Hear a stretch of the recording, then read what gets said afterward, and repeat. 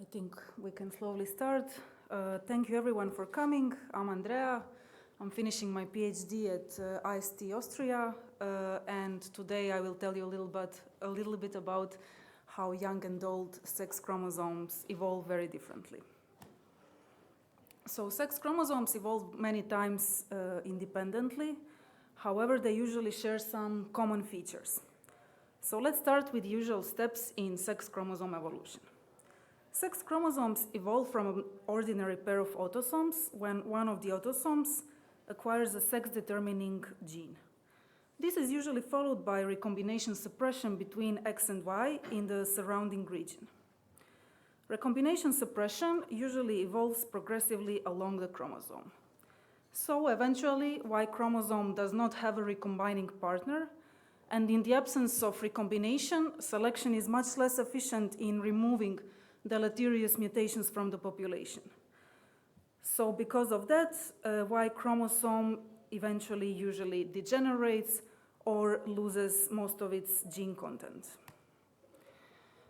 Because Y chromosome uses most of its gene content, that means that many X-linked loci will exist in only one copy in males, or we can say they're hemizygous. And that means that if a new recessive mutation occurs on the X chromosome, such alleles will be immediately exposed to selection in males, while in autosomes, such new recessive mutation would mostly be in heterozygous form, and its effect would be masked. This makes selection much more efficient on the hemizygous X loci compared to autosomes, and leads to faster adaptation on the X chromosome or faster X effect. Usually, sex chromosome studies have been biased towards older, differentiated sex chromosomes. And when people think about X chromosomes, they usually think about hemizygous X. However, in the early stages of sex chromosome evolution, many X-linked loci will have a functional but non-recombining gametolog on the Y, which makes them diploid in males and not hemizygous. A new recessive mutation occurring on such diploid X loci will always be sheltered from selection by the functional copy on the Y chromosome. And this makes selection much less efficient in males on diploid X loci. Due to this reduced efficiency of selection, adaptation is slower in young X chromosomes, and deleterious mutations can accumulate faster. Which leads to slower X effect. So far I talked about X and Y sex chromosomes. However, the whole theory works for ZW sex chromosomes by inverting the sexes. As in ZW systems, females are heterogametic. So after modeling the theoretical predictions, I decided to empirically test slower X or slower Z theory in a parasitic platform, Schistosoma japonicum. So these species, they have a ZW, so females are ZW, males are ZZ. So why did I choose this model organism? I chose this species because my colleague recently identified a young non-recombining region with non-degenerated W, which makes this region diploid. And in addition, there is also older differentiated region that is with degenerated W that is hemizygous. So this provides an ideal opportunity to compare evolutionary dynamics of young and old sex-linked regions and autosomes in one species. So efficiency of selection depends on the effective population size, where selection is more efficient in larger populations. For Z and X chromosomes, the expectation for effective population size is 3/4 the autosomal effective population size. However, Z chromosomes usually have a reduced effective population size compared to X chromosomes because Z chromosomes spend more time in males. And males usually have a higher variance of reproductive success, which decreases their effective population size and consequently the effective population size of the Z chromosome. We can estimate effective population size from nucleotide diversity. So I calculated nucleotide diversity for in different genomic regions: hemizygous hemizygous Z, diploid Z, and autosomes. And in this species as well, it seems that effective population size of the Z chromosome is even lower than 3/4 of the autosomal effective population size. And also what is interesting, hemizygous Z has much lower diversity, or we can expect much smaller effective population size than diploid Z. This could be because this region has been non-recombining for a longer time, or maybe it experiences a stronger effect of link selection, which could also decrease the effective population size. So usually in ZW systems, because the effective population size of the Z chromosome is reduced, faster rate of evolution compared to autosomes is not driven by faster adaptation for female biased genes, but is caused by drift or faster non-adaptive evolution. And because Z chromosome in our model species has also severely reduced effective population size, we can expect such pattern as well. We can estimate rate of evolution from non-synonymous divergence normalized by synonymous divergence, DNDS or KAKS. So let's look at the expectations. For hemizygous Z, because it has very low effective population size, we expect faster evolution to be mostly driven by drift and equally affect all categories of sex bias, while faster adaptive evolution would only affect female biased genes because of faster X theory. For diploid Z genes, we expect female biased genes to also evolve faster due to non-adaptive evolution because of, driven by sheltering. So mutations can freely accumulate because they're sheltered from selection. So these are the expectations, and this is what we observe in our data. Indeed, rate of evolution for hemizygous Z is increased for female biased genes, but for male biased genes as well, which suggests that it's driven by drift. For diploid Z, evolutionary rates resemble autosomal evolutionary rates, possibly because this region stopped recombining only recently, so there just wasn't enough time for substitutions to accumulate. In order to get more insight into ongoing evolutionary pressures in these genomic regions, I also looked at the patterns of synonymous and non-synonymous diversity.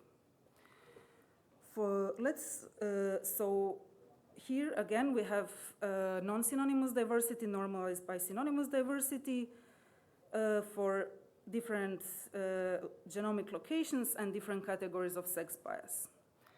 For hemizygous Z, we can see an excess of non-synonymous diversity for male biased genes and unbiased genes, which suggests the effect of drift. For female biased genes, we don't see an excess of non-synonymous diversity, And this could be because the effect of drift is counteracted by a strong haploid selection. However, there were only a handful of genes in this category, so we cannot really say anything with confidence. Now let's look at the diploid Z region.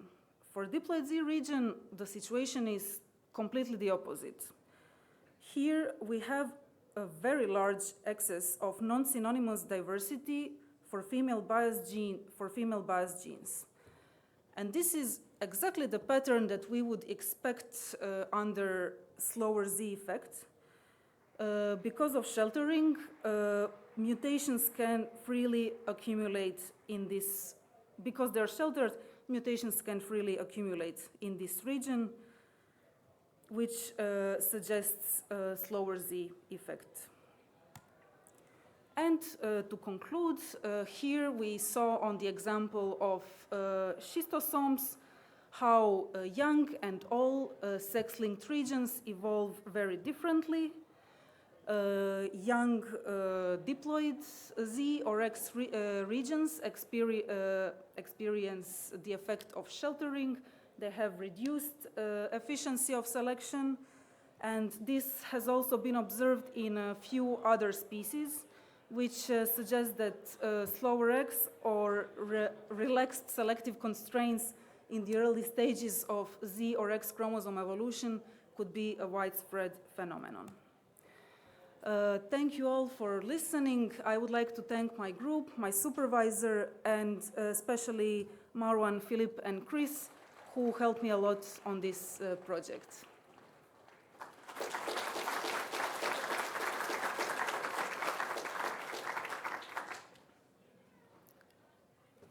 Yes?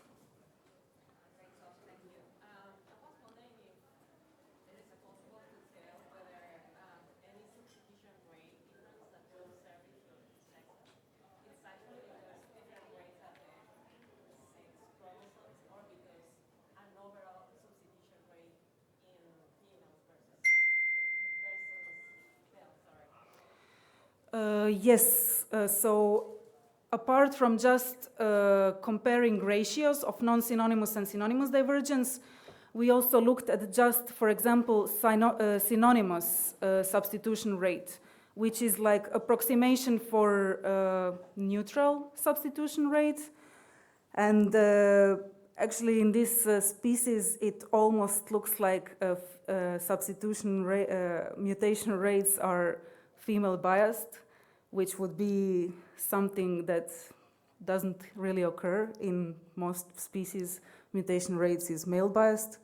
But yeah, by comparing synonymous substitution rates, we can say something about what drives this effect.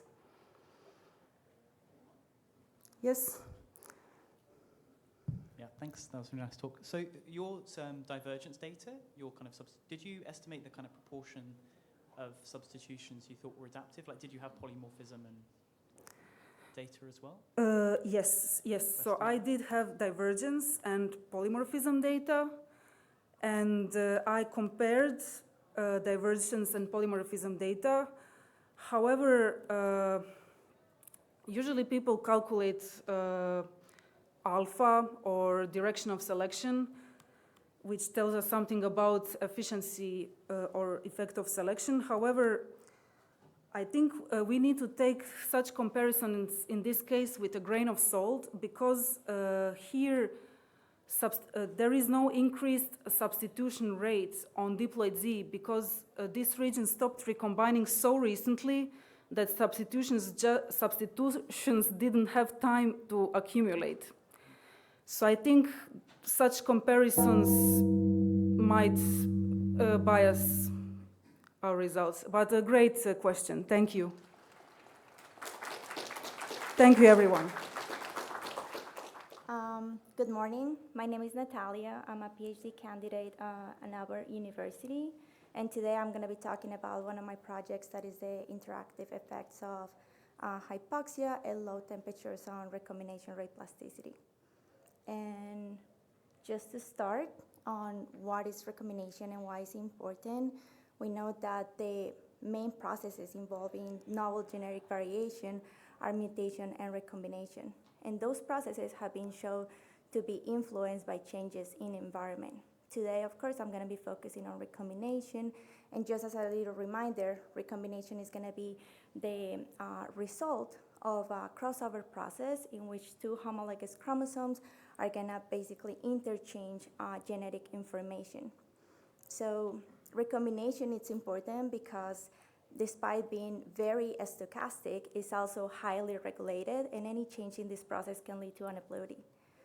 It can drive divergence by facilitating speciation, and naturally can vary up to twofold, but we know that changes in the environment can lead to up to 3 to 4-fold changes.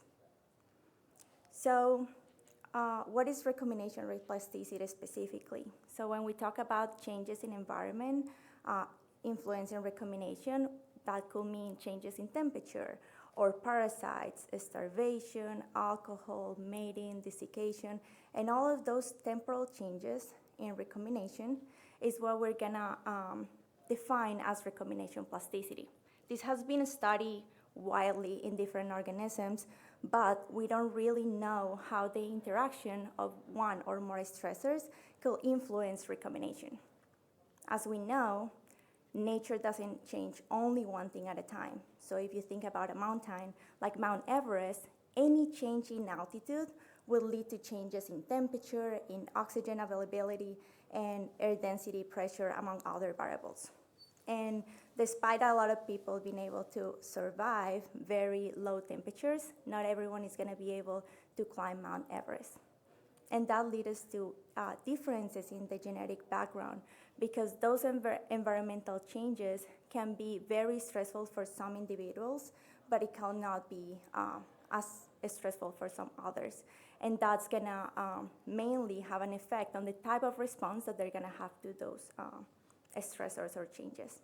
So specifically in Drosophila, we've seen that sensitive and tolerant lines, the sensitive are the red ones and the tolerant the blue ones, had shown to have differences in crossover frequency when exposed to desiccation. These lines were, again, sensitive or tolerant, specifically to desiccation. So when exposed over time to desiccation, we see that the sensitive lines had actually a higher increase in crossover frequency than the tolerant ones.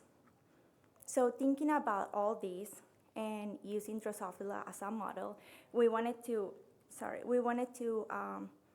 evaluate those effects on different stressors. We wanted to have temperature that it's been widely studied, but we want to include something novel as like oxygen availability, and evaluate how the genetic background also can influence those changes.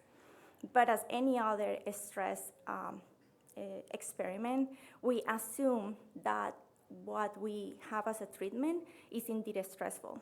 So our first question, just to make sure of that, does our treatment are actually generating this stress response, or are stressful for our flies? And then we can ask, is recombination changing due to our treatments? And if it is, how does genetic background influence those changes? So to do that, we use the Drosophila genome reference panel that has over 200 inbred lines that have been characterized in different phenotypes, including the survivorship on paraquat, that it's basically this chemical that induces hypoxia, so we use it as a proxy for oxygen availability. And chill coma, the recovery time taken to recover from chill coma, and we use it as a proxy for low temperatures.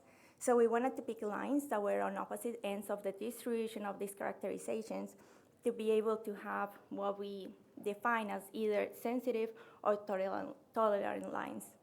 In the end, we selected 5 different stocks that, again, were among those distributions.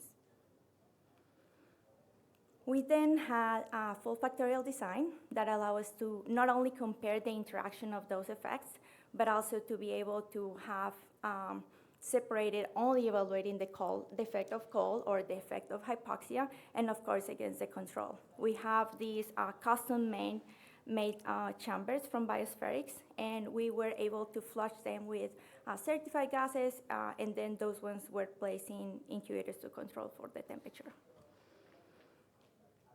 So to respond to our first question, if the treatments were actually stressful, what we did is we had a mutant female that we crossed with the male of the either sensitive or tolerant of our lines, and those crosses were placed in the 4 different treatments that we had. The offspring of those crosses were then measured on different assays that we know have been shown to be influenced by stress. So we measured survivorship, thermal limits, body mass, and metabolic rates.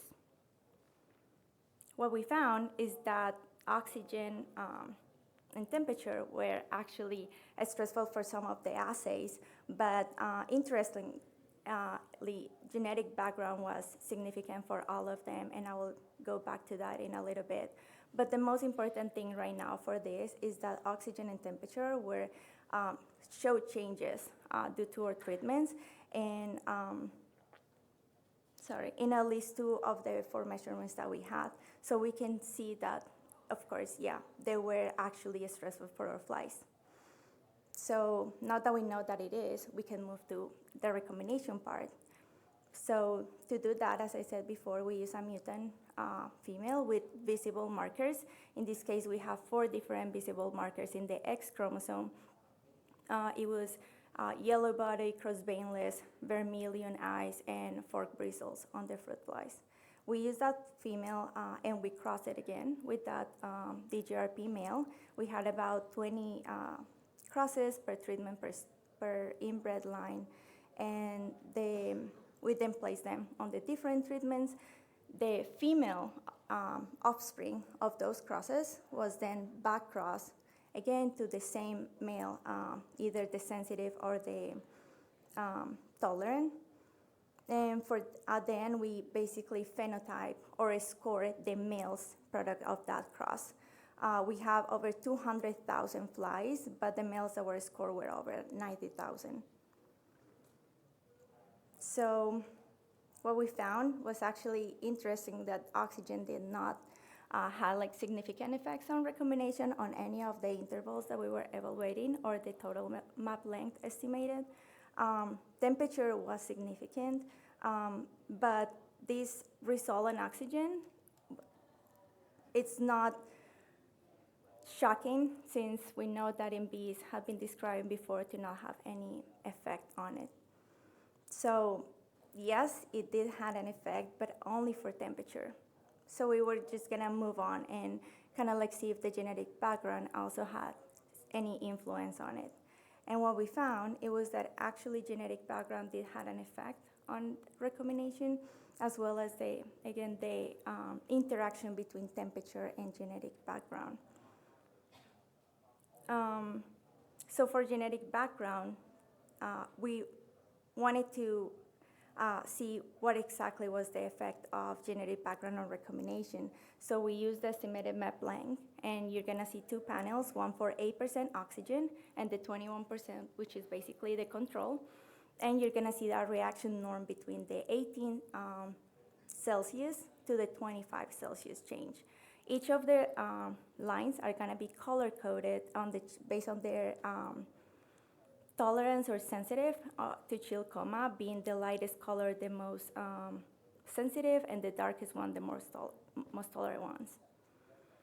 What we found is actually that while most of them have this kind of obvious direction where when you decrease the temperature, you see an increase in recombination, some of the stock, especially 42, had actually a decrease in recombination. Those are the sensitive stocks. So we saw that in general, on average, the recombination increased by about 9 centimorgans when exposed to 18 degrees, except for 42, that, as I said, it was decreasing about 0.5 centimorgans. So yes, we saw that the genetic background also influenced those changes in recombination rates. And from all these, basically, we kind of like we're able to see that, yes, we know that low temperature and genetic background actually influence those changes in recombination. And despite hypoxia showed to be stressful for the flies, we didn't see any evidence that had an effect on recombination. However, we have a little bit of kind of like hypotheses on why this could be, a couple of possible reasons. We know that hypoxia, fruit flies might have some tolerance to the effects of hypoxia, and specifically for recombination in this case, just because some of the eggs that are laid are usually in hypoxic environments. So maybe hypoxia acts differently on than temperature, and it could be have a stress response that do not affect plasticity or recombination. We also are considering that maybe the magnitude of change in the measurements, it could be lower for one of the stressors, like the hypoxia, compared to the other one, like temperature. But also, we could be underpowered on our experiment. So our next step is basically kind of like try to define with a little bit more of power to see if hypoxia is indeed not changing recombination at all, or if it is having an effect and how it's interacting with temperature. And with that, I want to thank the lab, the university, and our funding, and just kind of like saying that I'm looking for postdoc opportunities, specifically in stress response and genetics. And with the QR code, you can just email me, or if you want to chat more about the project. And I will take any questions.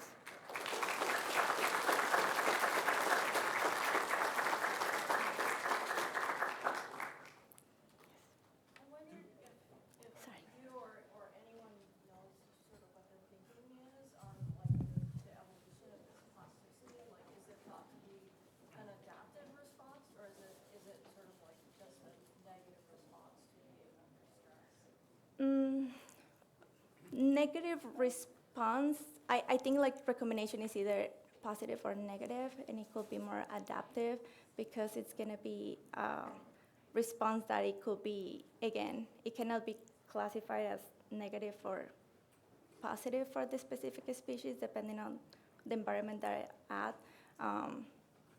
Yeah, I don't know. Do males and females respond differently? Yes, males do not undergo recombination in Drosophila. Only females. All right, thank you. Okay, yeah, I'll get started. So thanks for coming, everyone. My name's Susan Johnston. I'm a group leader at the University of Edinburgh. And today I'm going to talk about some of our work looking at recombination in house sparrows. So this was led by a PhD student in the lab who recently graduated, John Macaulay, and has been done with a very generous data collaboration with Henrik Jensen at NTNU in Trondheim in Norway. So meiotic recombination is a fundamental feature of sex. It breaks down linkage between loci, and it's a really important driver of novel haplotypic diversity in eukaryotic genomes. But it's also a trait that's fraught with all sorts of mechanistic and evolutionary trade-offs, which can be summed up in terms of their benefits and their costs. So first of all, it's a really important mechanism. So this is recombination through chromosomal crossing over. It's an important mechanism to ensure proper chromosome segregation during meiosis. And because of this, most species have a minimum requirement of at least one crossover per chromosome pair. But from an evolutionary perspective, it's also really important because it's a mechanism to rapidly purge harmful deleterious mutations from the genome, and it can also bring together beneficial alleles from different chromosomes onto the same chromosome, and through this way, by bringing them together, can increase the degree and the degree that populations can respond to selection.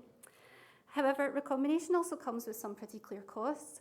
So it punctuates a really critical point in an individual's life history, and any errors during this process can directly impact individual fertility, but also offspring health. And this is because this double-strand break repair process as well is highly mutagenic in itself, so you have to break the DNA to form crossovers, and repairing them can vastly elevate the mutation rate compared to sort of normal mutational processes. And also in the same way that it creates new beneficial combinations of alleles, if selection is not strong enough to fix those in the populations, it can actually break them up again and lead to some level of recombination load. So one might expect with these mechanistic and evolutionary trade-offs, they can be quite severe in a way we would imagine that the rate of recombination should be highly constrained. But actually we see a huge diversity of crossover rates in landscapes in nature. So this can vary from the species level, where we see these differences within and between different taxonomic groups. We very frequently see a phenomenon known as heterochiasm, which is where we have these differences in the sexes, and even closely related species can differ in the degree and direction of their sex bias and recombination. We also see differences in individuals, and this includes us in this room. Some of us will have lower rates of recombination, some of us will have higher rates, and this is very often due to genetic differences between us. And also it varies within and between chromosomes, so in particular along chromosomes it's not a uniform process, but it's generally punctuated in these hotspots of recombination that we can see, and these can also differ between the sexes. Now this is very much an open question in evolutionary biology. There's a lot still to understand how this diversity has evolved. In my lab, we're quantitative geneticists, so we're really keen to understand how this is evolving in a contemporary sense. And if you think about a modern day population, if recombination is underpinned by genetic variation, then it has the potential to evolve. And we know that from work in our lab and also in other model mammal systems in particular, that recombination can be heritable. So this is these values on the left-hand side, and this indicates the proportion of the phenotypic variance that we see that's attributed to additive genetic effects. And this gives an indication of the potential for a trait to evolve within a population. And also because this is a highly conserved mechanistic process, in mammals we often see that a lot of this variation is explained by large effect loci with different effects between the sexes, and also they're transacting, so they're affecting recombination across the whole genome. And these can be these genes in blue, such as RNF212, REC8, HI10, and so on, that affect how much recombination occurs in the genome, whether there's other loci, such as these synaptonemal complex proteins, such as SYCP2, MY4, and also this gene PRDM9 that affects where recombination occurs in the genome. But there's still a lot to understand about why this diversity exists, like if, how, and why recombination rate is varying and evolving at an individual level, and is particularly in wild populations and also in non-mammal populations.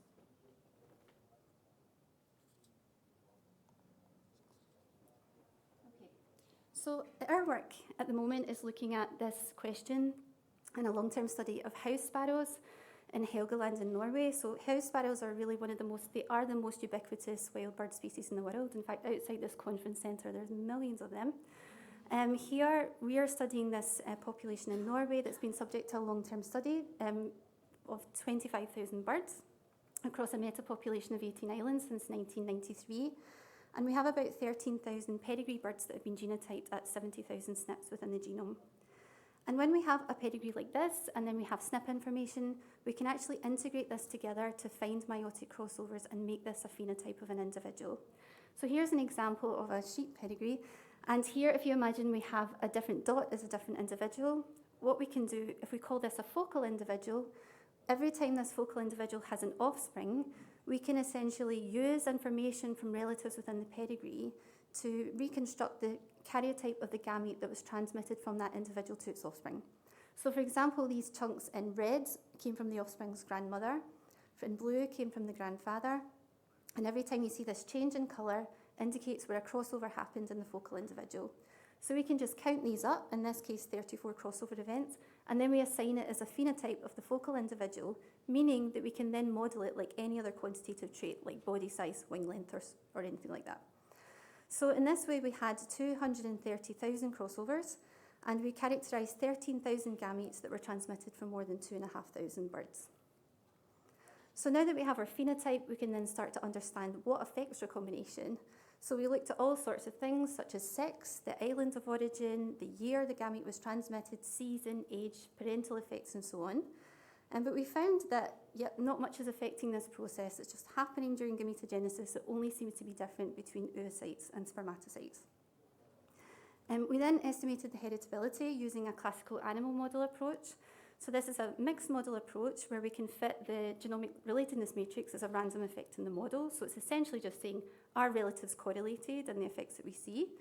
And we can also make this a bivariate framework. We can look at the cross-sex genetic correlation as well to look at how much is shared between the sexes. And then the goal was to use genome-wide association studies to identify loci underpinning recombination. So we found that crossover count differs between the sexes and it's heritable. Females have 1.37 times more crossovers than males, but notably they also have a lot more phenotypic variance in recombination than in males. And when we looked at the heritability, you can see that this is different between the sexes. So females, about 23% of the variation is due to genetic effects, whereas in males it's about 11%. And I think the most interesting thing that we found is that this cross-sex genetic correlation is about 0.29. If it was 1, this would imply that males and females completely share the genetic architecture underpinning recombination, whereas, and they're completely constrained evolutionarily. If it's 0, this implies that they're essentially independent from each other. So this number says there's some constraint, but actually crossover rate has substantial genetic independence between the sexes. So we then also looked at a genome-wide association study. And this is an example of female crossover count. And here that you can see there's no significant loci. So this was slightly disappointing because we found so many with mammals. Sometimes this can be a power issue, but actually in our population, work from a former lab member, Lucy Peters, showed that we do have good power to detect SNPs, explaining about 3% of the phenotypic variance. And also we found that looking at the distribution of effect sizes, about 2% of loci have non-zero effects. So we're quite confident that the heritable variation is polygenic, so it's explained by many loci of small effect across the genome. But what is the mechanism of this? Because you have to think that we're doing a genome-wide association study, but of a phenotype of the genome itself. So we had to consider what these effects could potentially be. So one scenario, if you imagine here, is like a hypothetical genome of 4 chromosomes, and each of these lines indicates an allele that affects recombination rate. And if you imagine we have our crossover formation and we take the top allele on the left, it will be that this locus is making really small contributions to the crossover formation globally through the cell environment, through the chromatin structure, the meiotic proteins, and so on. Or this variation could actually be acting in cis. And if there's a lot of cis variation, then this could explain this polygenic signal that we see. So then it's associated with crossover formation locally. So it could be heritable aspects of the chromatin accessibility, so how open it is to have the meiotic proteins cut it, which could be related to things like gene expression and so on that's tagged by nearby SNPs. So we're able to test the transacting variation using a quantitative genetic approach. And the idea behind this is that if longer chromosomes have more transacting genes, then they should contribute more to the genome-wide heritability. So what we were able to do was make individual genomic relatedness matrices for each chromosome and look at their contribution to like all of the green chromosomes excluding itself. And you do this chromosome by chromosome. And what this graph is showing is that longer chromosomes contribute more to the genetic variation. So actually, this is only true in females. In males, it's not significant. But longer chromosomes actually contribute more to the genome-wide rate, and this indicates many small effect transacting loci. There's one more surprise that passerine birds have, and they have non-somatic genetic variation as well. So they have this thing called a germline-restricted chromosome, which is only really present in the female germ cells. So we can't really genotype this. This is a very challenging thing to look at. And a recent paper from Alexander Suh's lab at the University of Bonn found that there's about the GRC is actually enriched for meiotic proteins. So we thought perhaps the reason we see a polygenic signal is because actually all the variation is on this chromosome. How do you deal with it? Well, thanks to quantitative genetics, and because we have such a complete pedigree, we were actually able to fit the matriline, so the line of female inheritance, and most of our birds, 90%, belong to about 150 matrilines. So we could actually partition out that variance, which explain nothing, so it actually rules out the GRC. So this might contribute to meiosis, but it's not contributing to variation in meiosis. So just to finish, we found that crossover count is sexually dimorphic in the population. We also found that the genetic architecture is polygenic, differs between the sexes, and that female and male rates actually have the capacity to evolve somewhat independently, and this might explain why we see so much variation in heterochiasm in nature. And now we're starting to look to see if this is actually under selection in the population, and we're also looking a little bit more at the landscapes as well. Just to say thanks to an amazing team. This was a hugely collaborative project with lots of help and advice from other scientists, but particularly to John. This is him on the day of his PhD defence. And I just also wanted to plug that we're having a symposium on recombination rate variation on Monday in one of these rooms here, so please come along because there's loads of really nice talks lined up. Okay, thank you.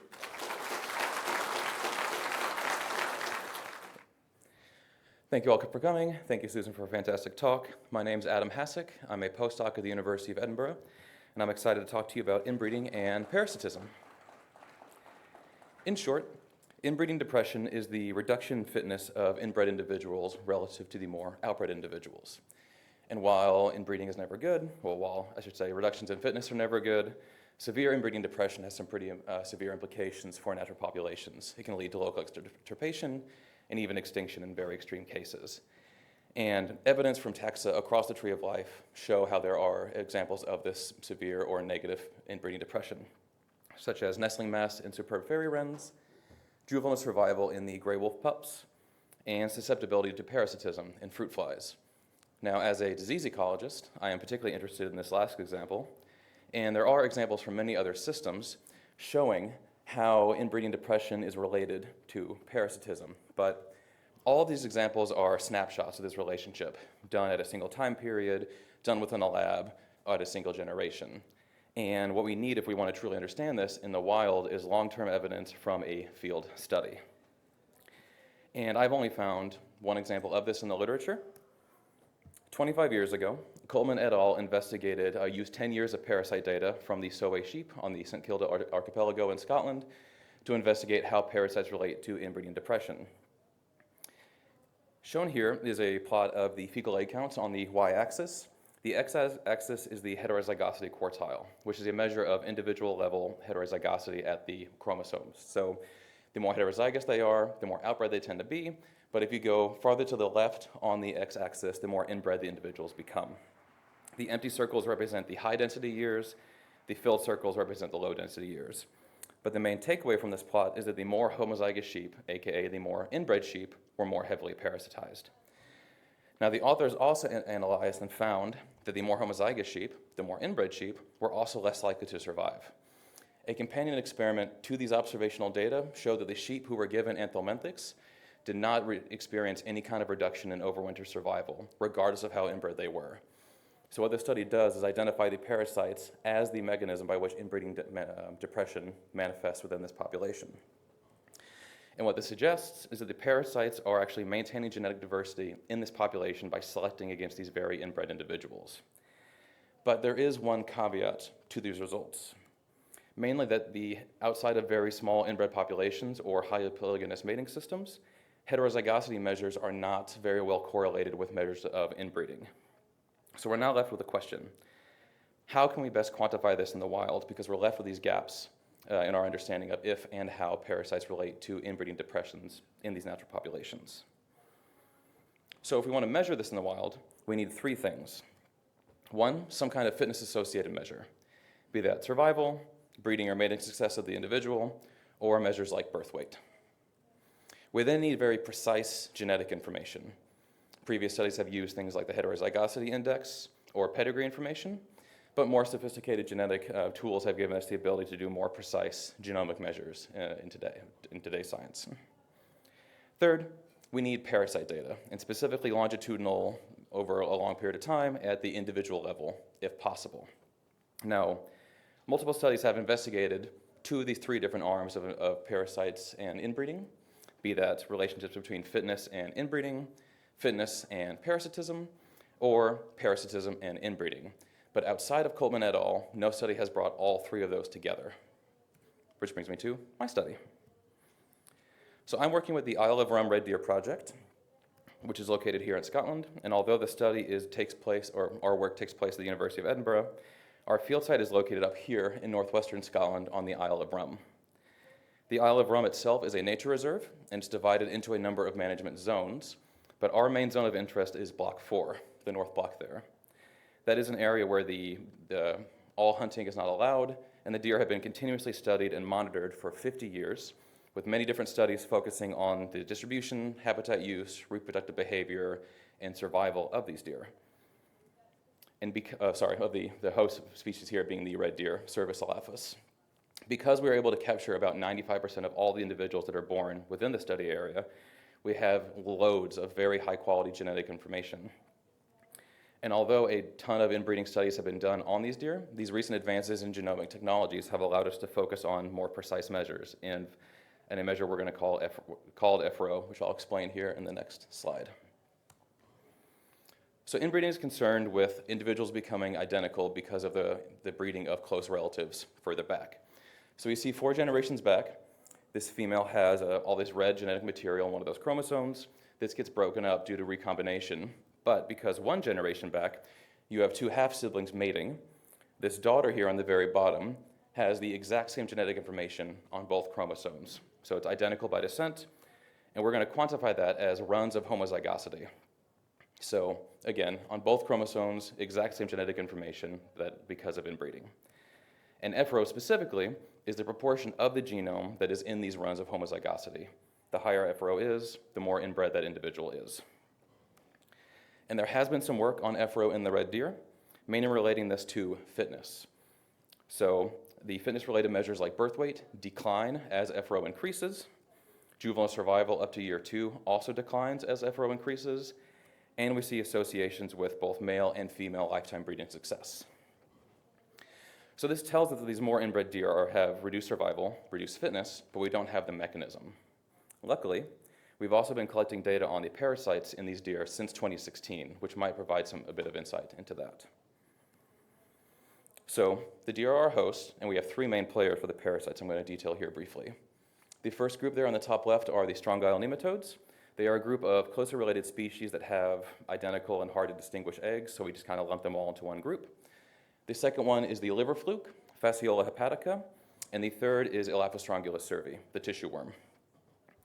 For this, and they all have slightly different life cycles, which I'll briefly detail here. For the strongyles, it all starts when an infected deer defecates. The intermediate stages leave the feces, contaminate pasture, and another deer comes along, eats that pasture, becomes infected itself. The cycle starts all over again. For the liver fluke, it once again starts with fecal pellets, but this time the intermediate stage contaminates or infects an aquatic snail, specifically the dwarf pond snail, Galba truncatula. Those infective stages build up within the snail, they get shed into the water, they leave the water, contaminate the vegetation near the water, the deer eats that vegetation, cycle starts all over again. For the tissue worm, we once again start with the feces, but instead of infecting an aquatic snail, they infect a terrestrial snail, and the host we think it is on rum is the heath snail, Helica atala. Now, instead of contaminating pasture, the deer eat the snail directly. Whether that's incidental or they're trying to look for calcium, we're not quite sure, but it does happen. Now, despite in addition to having different life history patterns, both the liver fluke and the tissue worm are pre-patent in the calves because it takes a long time for that infection to actually develop within the final host, the deer. So we see the prevalence here on the y-axis that as you move through the H categories on the x-axis, these prevalence values change depending on which parasite you look at. So with this parasite data, we know how it relates to fitness. Specifically, as strongyle counts increase, they're on the x-axis, we see reductions in overwinter survival in both the calves and the yearlings. But however, for the liver fluke, we only see these fitness effects manifest for the yearlings themselves. There are no relationship with fitness for the liver fluke counts in the calves. And then for E. cervi, the tissue worm, we have not found any kind of relationship with fitness. So this then begs the question, could the parasites actually be mediating the inbreeding depression that we see within this system? So to test this, I used a modeling framework with INLA models, which are integrated, nested, Laplace approximation. And this is a deterministic Bayesian framework, which is really useful for spatial analyses like these, because it allows you to control for spatial autocorrelation in the data. And our focus with these models is to understand the roles of FRO and parasitism, FRO again being the inbreeding coefficient, and how that relates to fitness. So our first model is a fitness-associated measure of birth weight. We regress birth weight on FRO at the individual level, maternal FRO to test for some kind of transgenerational effect, and sex, because we know the male calves are born much heavier than the female calves are. Our second model was concerned with parasitism.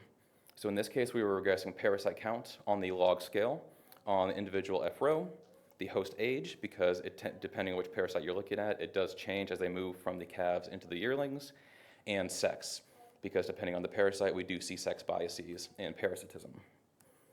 And last but not least, our measure of fitness, survival, specifically juvenile survival. Once these deer get past age 2 or 3, the mortality drops right off, and 90 to 95% of all individuals survive every single year. So here, for all these models, we're focusing on the juvenile deer. In this case, we regress overwinter survival on F row, birth weight, host age, sex, and then log parasite count on the log scale. Importantly, all of these models have associated random effects of year and maternal ID, year to control for the correlated structure of the data itself, maternal ID to account for the fact that individuals born to the same mother are probably going to be more similar than they are to non-siblings. We then linked all of these models together using structural equation models, or SEMs, and importantly, what these allow us to do is to propose a set of hypothesized causal pathways. So these are correlational models, but I'm going to use words like effect because this is what we're proposing is happening. And for these, although I did include factors such as sex and host age, I'm focusing on inbreeding, birth weight, and parasitism to see how they all link together to influence overwinter survival. The blue lines represent positive correlations, and the red lines represent proposed negative correlations. And now for our results. So again, this is the results for the SEM model itself. The solid lines denote significant relationships. The thickness of the line denotes the strength of that effect, and the faded lines are not significant. So for the strong isles, we did not find a significant relationship between maternal inbreeding and birth weight, no transgenerational effect, but we did find moderate to strong negative correlations between inbreeding and birth weight, and inbreeding and survival, respectively, confirming previous findings in this system. But very exciting for me, we found a positive relationship between inbreeding and parasitism, with a subsequent negative relationship between parasitism and survival, showing that at least for strong isles, they appear to be mediating the inbreeding depression in these deer, and the direct effects of inbreeding and parasitism are of a roughly similar strength on survival. For the liver fluke, we once again found no evidence for a transgenerational effect, but there were negative relations between inbreeding and birth weight and inbreeding and survival, but there was no associated relationship with parasitism. For E-survey, we found similar results for strong isles of a parasitism increasing with inbreeding, but we found a surprisingly strong positive correlation between the counts of E-survey and survival.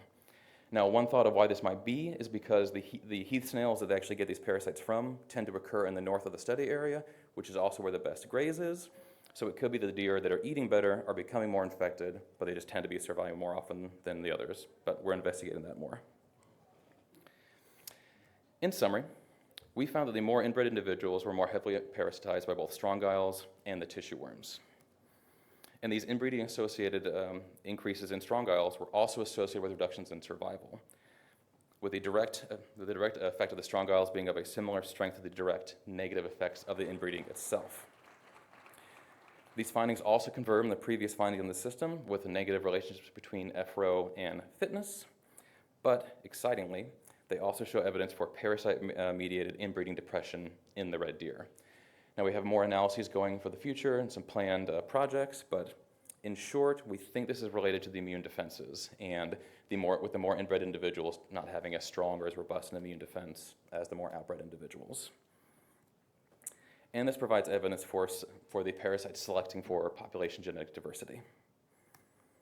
I have a number of collaborators to thank without whom I would not be able to do this work, including my advisor, Josephine, and a quick plug for, don't take the time to read all of this, but effectively, I'm part of the macroparasite working group, and what we're trying to do is collect as much data on macroparasite prevalence, intensity, and abundance as we can to make a giant, nice database for everyone to use. So if you have questions about that, if you're interested, please find me. I'm wearing the loud shirt and I have a mullet, easy to see. Thank you for your attention. I'll be happy to take any questions you might have.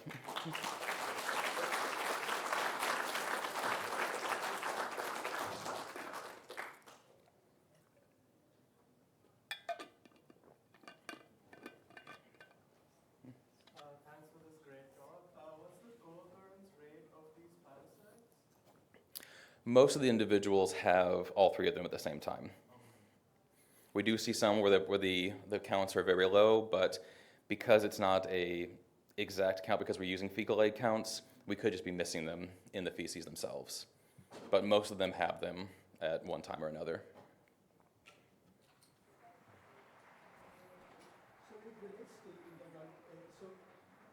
are the variances in the prevalence of the parasites comparable? Relatively. So the one slide I showed earlier with the prevalence and the age categories, if I can get to it, there we go. So these are the age category means, not taking into account the differences we see across seasons because we do 3 collections during the year, during the autumn, summer, and spring. But these error bars represent the 95% confidence intervals in that prevalence estimate. So if there is no variance in the flukes, could that obscure any effect? Potentially. That's a really good point. I think that might be something we can address in some of the future models, but it's something that I will definitely keep in mind. That's a good point.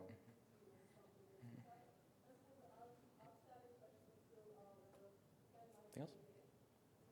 Thank you for your attention.